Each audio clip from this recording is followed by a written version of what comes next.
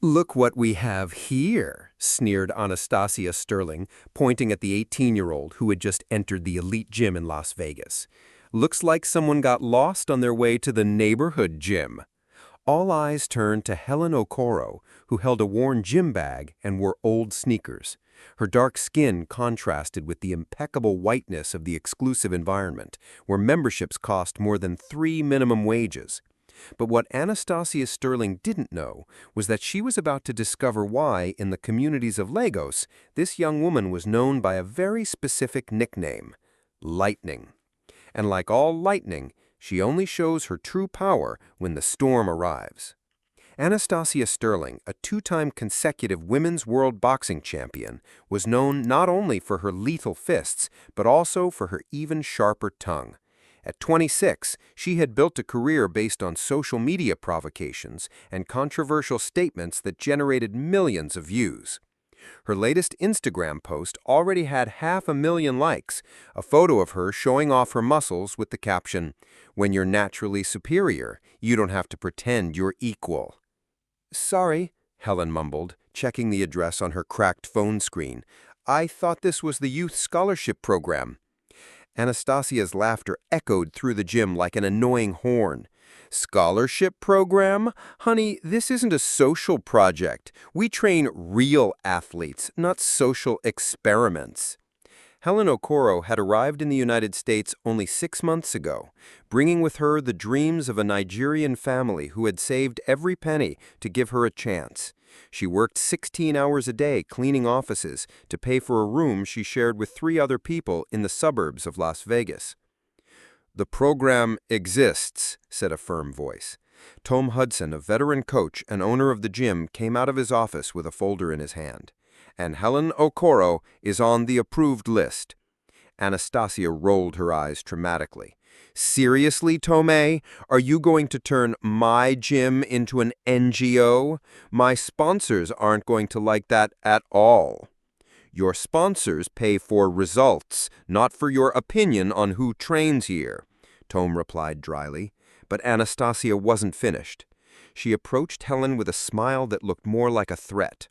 "You know what? Since you want to train with the big guns so much, how about we prove if you really deserve to be here?" The gym fell silent. Everyone knew what was coming next. "A friendly spar," Anastasia continued, savoring every word. "You against me, 3 rounds. If you can last, you can stay. If not," she made a dismissive gesture with her hand. Helen felt the weight of everyone's gaze. She knew it was a trap, a public humiliation designed to break her spirit before she even started. But there was something in her eyes, a flame Anastasia couldn't identify, that remained unwavering. "I accept," Helen said calmly. Anastasia frowned, expecting tears or pleas.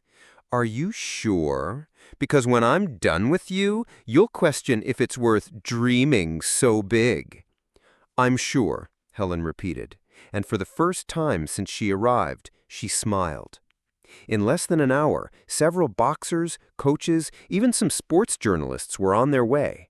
Anastasia Sterling versus an unknown Nigerian girl promised to be the kind of cruel entertainment social media loved to consume. "Guys, you won't believe what's happening here," Anastasia narrated to her 2 million followers. "Some random girl wants to challenge me. I'm going to teach her a lesson of humility she'll never forget." The comments started pouring in. "Destroy her, Anastasia. These people need to know their place. Show them why you're the queen." Just then, someone walked in who made Helen freeze completely.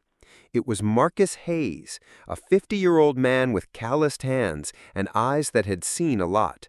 Her uncle, who had flown from Miami as soon as he heard about the fight through a mutual cousin. "Lightning," he said simply. The nickname echoed through the gym like a gunshot. Some of the older boxers frowned, as if trying to remember where they had heard that name before. "Uncle Marcus, what are you doing here?" Helen asked, her voice betraying nervousness for the first time. "I came to see if my niece had completely lost her mind," he replied with a heavy Nigerian accent. "I thought we agreed those days were behind us." Tom approached, intrigued. Do you two know each other? Marcus looked at Tom with the expression of someone deciding how much truth to reveal. I've known this girl since she was 8, and I can tell you that Anastasia Sterling has no idea what she's about to face.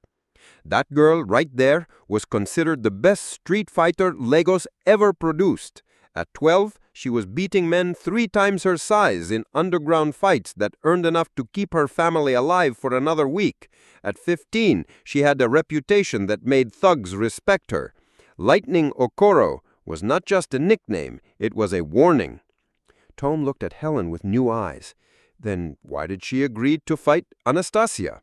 Because, Marcus said, some people confuse kindness with weakness, and Lightning never tolerated being underestimated for her color, her gender, or her origin. Helen closed her eyes for a moment. Memories surfaced. The streets of Lagos, her mother's shouts telling her to stop fighting, the sensation of fists connecting with surgical precision, the nickname Lightning whispered with fear and respect in the communities. Because I've lived this story before, she finally said. People like Anastasia think they can break us with words, with contempt, with the certainty that we are inferior, but they forget one important thing. What would that be?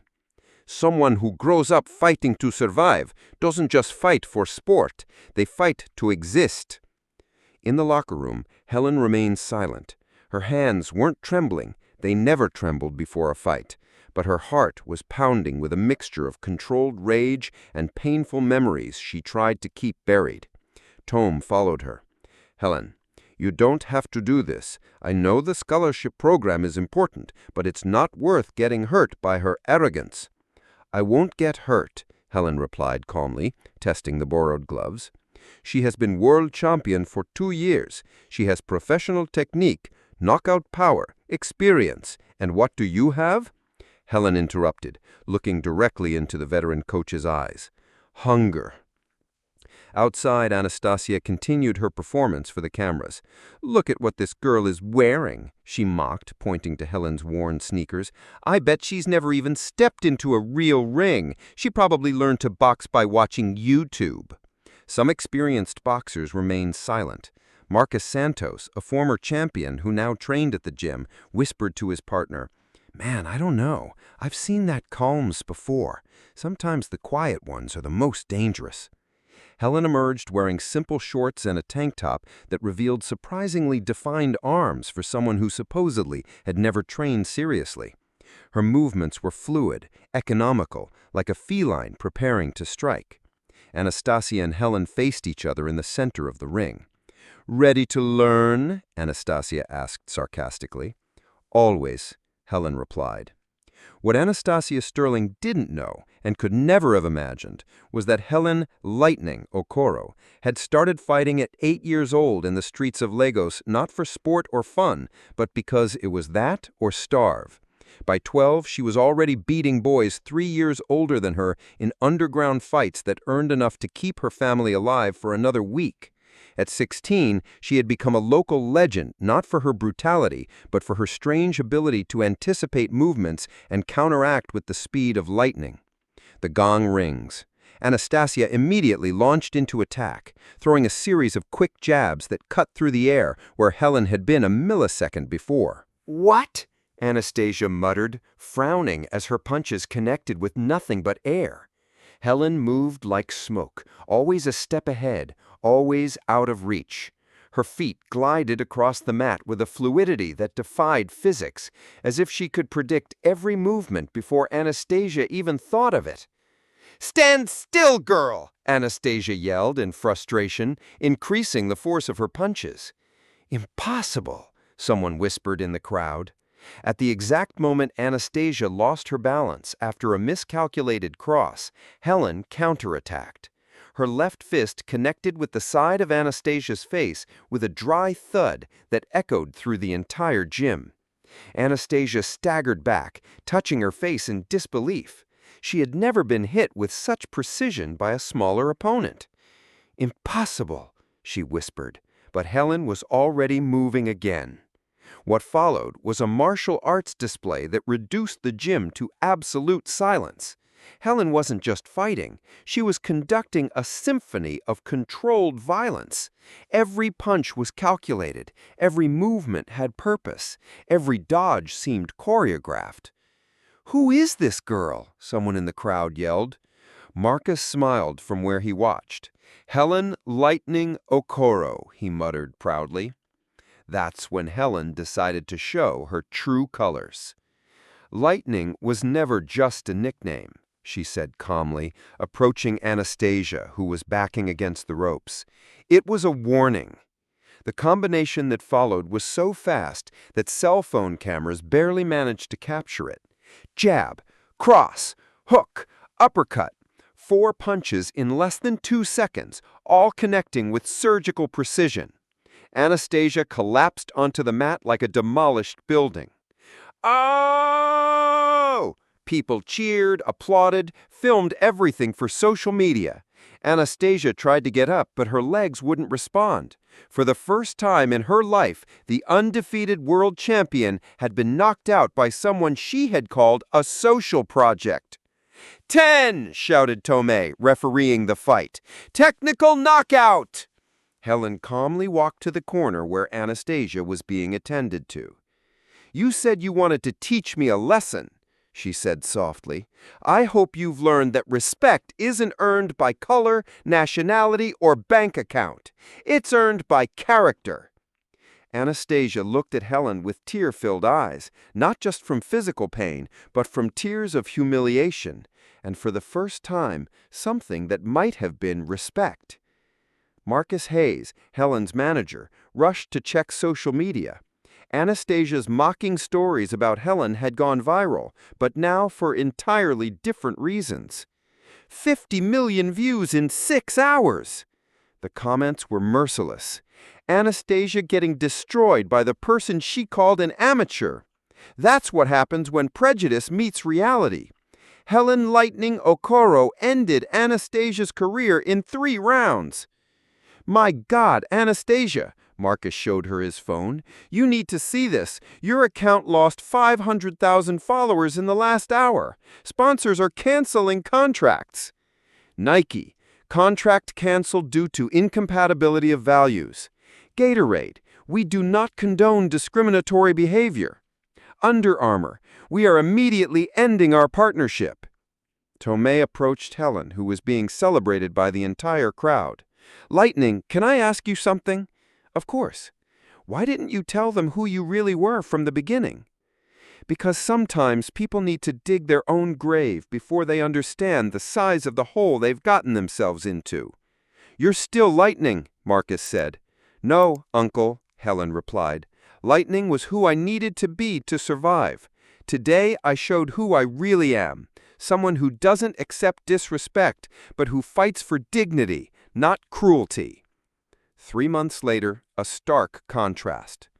3 months later, the contrast couldn't be more brutal.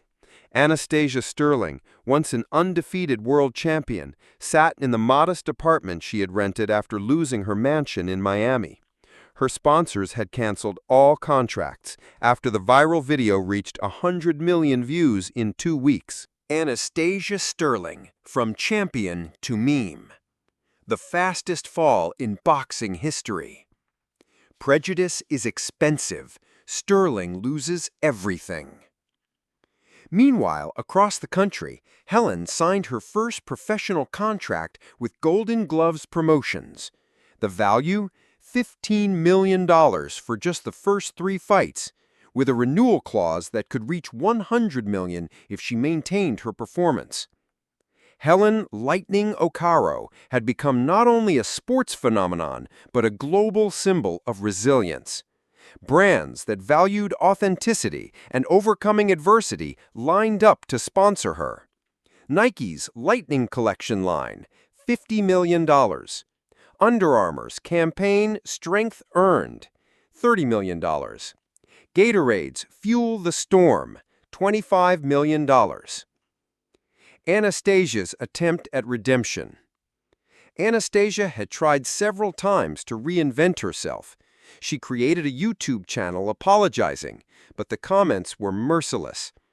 In a desperate interview for a third-rate podcast, she finally said the words she should have said months earlier. I was completely wrong.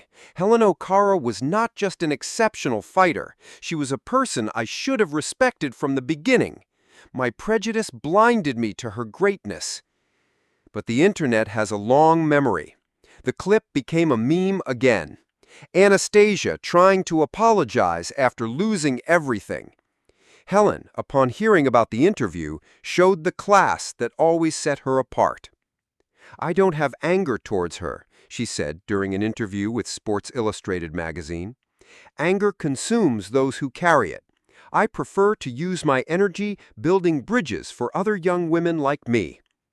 Her foundation, Lightning Dreams, had already helped 1,000 underprivileged youth worldwide secure scholarships and sports opportunities. The Dream Academy. The Foundation's first academy would be inaugurated in Lagos, in the same community where Helen had discovered that her fists could be more than just weapons for survival. During the opening ceremony, broadcast live to 50 countries, Helen held the microphone with the same hands that had knocked out a world champion. "This story isn't about revenge," she said, her voice echoing through the loudspeakers. "It's about dignity. It's about proving that respect isn't earned by privilege, but by character." "Helen! Helen! Helen!" But she wasn't finished. "Anastasia Sterling gave me the greatest gift of her life. She underestimated me. And when someone underestimates you, you have a choice. You can let it destroy you, or you can use it as fuel to become unbeatable."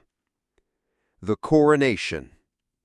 6 months later, MGM Grand, Las Vegas. When Helen Lightning O'Hara became the unified world champion, knocking out her opponent in the same second round in which she had defeated Anastasia, the first person she thanked was not her coach nor her family. "I want to thank all the people who tried to diminish me, humiliate me, and put me in my place. You taught me that true power doesn't come from where we're born or the color of our skin. It comes from an absolute refusal to accept others defining our limits." Anastasia watched that fight on television, alone.